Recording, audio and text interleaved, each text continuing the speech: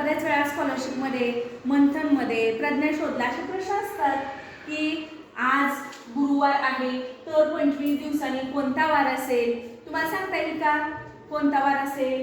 पहा, आजपासून मग गुरुवार नंतर 25 दिवस मोजावे लागतील तुम्हाला. गुरुवार नंतर मग शुक्रवार, शनिवार, रविवार असं किती वेळा मोजायचं? 25 पर्यंत मोजायचं. मग परीक्षेत तुम्ही असं करत बसणार का?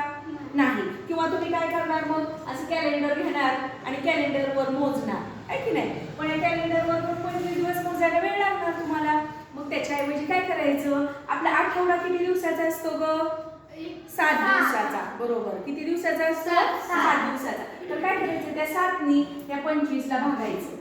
25 भागिले 7 करायचे. कितीचा भाग बसतोय? 7 3 21. बघा आता ह्यांची करायची वजाबाकी. 5 1 गेले 4, 2 2 गेले 0, 4 आले. पहा इथं बाकी उरलेली आहे 4. बाकी उरली म्हणून काय करायचं? हे 4 आहेत की नाही त्या गुरुवारच्या नंतर 4 दिवस मोजायचे. गुरुवार नंतर शुक्रवार, शनिवार, रविवार आणि सोमवार. म्हणजेच गुरुवार नंतर 4 दिवस मोजल्यानंतर कोणता वार येणार आहे? सोमवार. तर बरोबर गुरुवार आज गुरुवार आहे. आजपासून 25 दिवसांनी कोणता वार येणार?